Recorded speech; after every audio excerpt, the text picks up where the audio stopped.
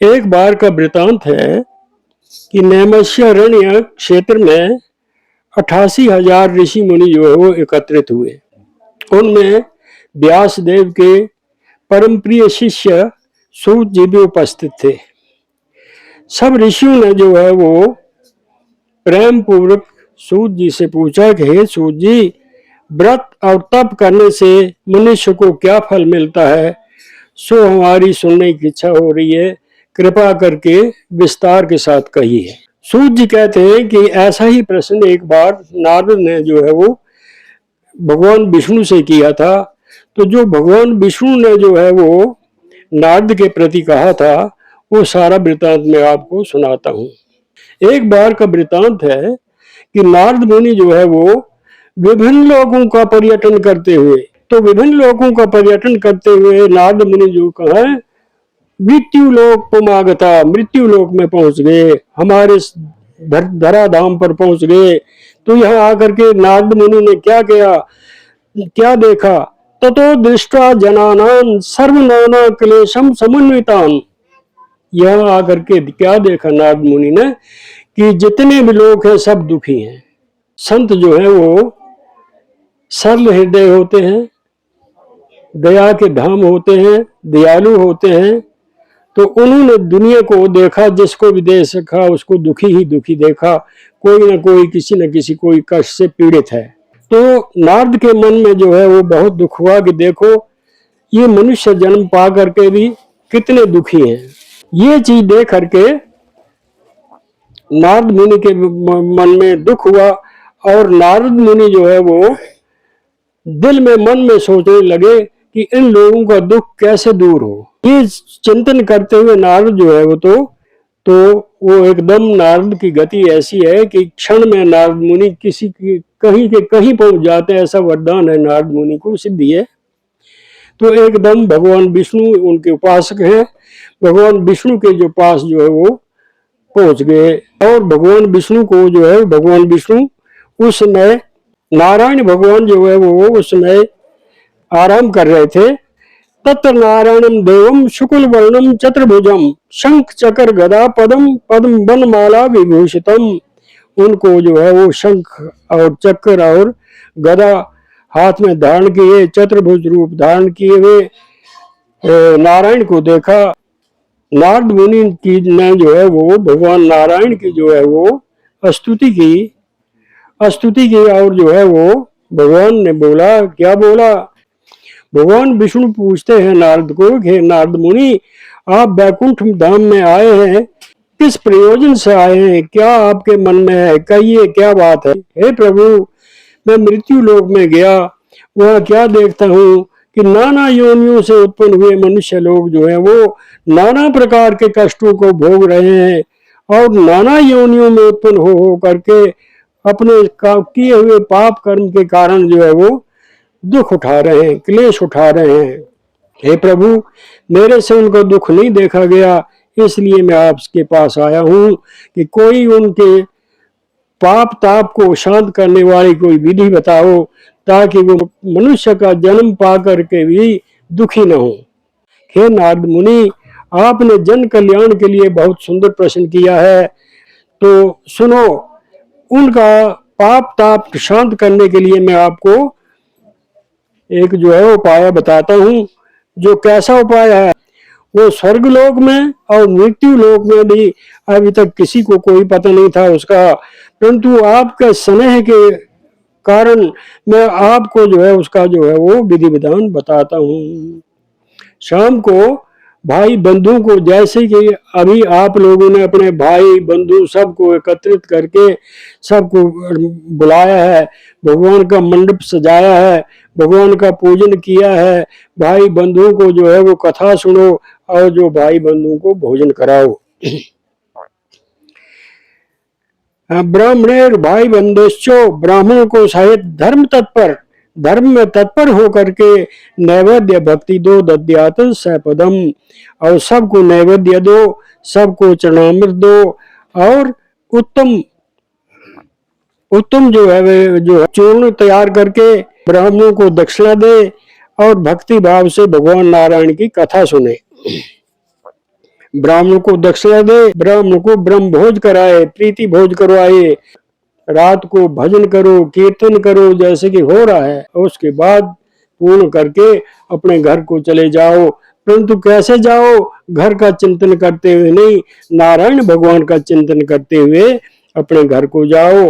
इसमें कोई शक नहीं है कि आपका वांछित फल जो है वो भगवान आपको न दे। विशेषता कलियुग है, विशेषकर कलियुग में लघु उपाय अस्ति भूतले, इससे बढ़ करके छोटा उपाय कलयुग में और कोई नहीं है। क्योंकि केवल एक बार जो है भगवान नारायण का व्रत रखना है, केवल मास में एक बार, और सत्य का आचरण करना है।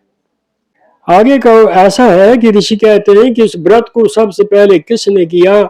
हे सूत जी, हम उसका वृतांत सुनना चाहते हैं, कृपा करके उसके विषय में कहिए। तो सूत जी कहते हैं कि काशी एक बहुत रमणीक पुरी है। सब पुरियों में जो है पुरी जो है वो काशीपुरी जो है सबसे उत्तम पुरी है काशी जी। क्योंकि ऐसी पुराणों में लिखा हुआ है कि काशी में अगर कोई भी मृत्यु को प्राप्त होता है तो चाहे वो कैसा पाप कर्मी भी क्यों नहीं है, वो सीधा शिवलोक को पहुंचता है। ये पुराणों में लिखा हुआ है। तो ऐसी काशीपुरी में एक ब्राह्मण जो है वो दुखी है। क्यों दुखी है? वो भूमि पर नित्य जो है झोली उठा करके भिक्षा मांगता फिरता है, परंतु न वो अपना पेट भर पेट खाना खा सकता, न पत्नी का खिला सकता, न बच्चों को खिला सकता है। बच्चों को जो है भूखे सोना पड़ता है। कई बार खुद ब्राह्मण और ब्राह्मणी को जो है वो पानी पी करके जो है वो अपना रात्रि बितानी पड़ती है। तो एक बार ब्राह्मण जो है वो अपने मन में विचार करता है कि क्या ये सारी उम्र ऐसे बीत जाएगी, मैं बच्चों और पत्नी को भरपेट भी खाना नहीं खिला पाऊंगा, धिक्कार है मेरे लिए। परंतु ये जब मन में उसने विचार किया अपने, तो भगवान दूर नहीं है, भगवान हर जीव के भीतर बैठा हुआ है। भगवान जब उसने अपने मन में ये विचार किया तो भगवान ने तत्काल एक वृद्ध ब्राह्मण का रूप धारण किया। तो इधर से वो झोली लेकर के भिखारी ब्राह्मण जा रहा है, उधर से रूपधारी जो है वो एक वृद्ध ब्राह्मण आ रहा है। भगवान स्वयं आए। हे ब्राह्मण देवता, आपको क्या कष्ट है, क्या दुख है, आप क्यों दुखी है इतने? वो वृद्ध ब्राह्मण उस भिखारी ब्राह्मण से पूछता है। तो भिखारी ब्राह्मण के तो मर्म में लग गई बात कि वाकई मैं दुखी हूं। उस भिखारी ब्राह्मण ने कहा, हे प्रभु, आपने सत्य कहा, मैं बहुत दुखी हूं। तो क्यों दुखी है? मैं ब्राह्मण हूं, परंतु अति दरिद्र हूं। यह दरिद्र का अर्थ जो है वो द्रव्य से है। दरिद्र का वैसा नहीं कि आलसी है, दरिद्र का यहाँ ये अर्थ नहीं है। यह द्रव्य से है कि मैं अति निर्धन हूं, मेरे पास कुछ नहीं है। उसने सारी अपनी कथा जो है वो उस वृद्ध ब्राह्मण के पास कही। वृद्ध ब्राह्मण ने उस भिखारी ब्राह्मण का उसका नित्य नियम पूरा व्रत का वृतांत उसको बताया। अगर इसको तू करेगा तो हे ब्राह्मण देवता, आप धन धन्य से संपन्न होकर के जो चाहेंगे वो सब मिलेगा। इस प्रकार जो है वो वृद्ध ब्राह्मण जो रूपधारी ब्राह्मण था वहां पर अंतर्धान हो गया। अंतर्ध्यान का अर्थ ये है कि लुप्त हो गए, अंतर्धान हो गए, छुप गए। और ब्राह्मण देवता ने क्या किया कि उस वृद्ध ब्राह्मण ने शायद सच्चा कहा हो, मुझे अब इसका जो है वो व्रत को करना चाहिए। दूसरे दिन उसको रात्रि को नींद तक नहीं आई कि उसी उधेड़ बुन में लगा रहा है, उसी उधेड़ बुन में लगा। प्रातः काल हुई, उठा ब्राह्मण देवता, स्नान किया, अपनी जो है संध्या गायत्री की और अपने संकल्प किया कि आज की भिक्षा से जो कुछ मुझे मिलेगा तो उससे मैं भगवान आपका पूजन करूंगा। ऐसा संकल्प करके ब्राह्मण देवता ने झोली कंधे पर ली और जो भिक्षा के लिए चल पड़े। उस दिन ऐसा हुआ कि ब्राह्मण देवता ऐसे दयावानों के घर से गुजरे कि जो झोली ब्रह्म देवता की रोज खाली आती थी, उस दिन वो झोली जो है वो लबालब भर के आई। वो ब्रह्म देवता की खुशी का कोई ठिकाना ही नहीं है कि देखो उस वृद्ध ब्राह्मण ने मुझे बिल्कुल सत्य कहा था, अभी तो मैंने व्रत पूर्ण नहीं किया है, मेरी जो झोली कभी भी भरती नहीं थी, आज वो झोली लबालब भर के आई है। ब्राह्मण देवता ने पैसे से, उस अन्न से कुछ केले के फल लिए, चूर्ण का सामान लिया, पूजा का सामान लिया, एक हमारे जैसे किसी ब्राह्मण को निमंत्रित किया और भगवान का विधि विधान के साथ पूजन किया। इस प्रकार ब्रह्म देवता का वो व्रत उस दिन का पूर्ण हुआ। अब तो ब्रह्म देवता को जो है वो एक संजीवनी मिल गई थी। ये वास्तव में ही ये व्रत जो है वो संजीवनी है, ये एक कल्प वृक्ष है, ये एक कल्प तरु है।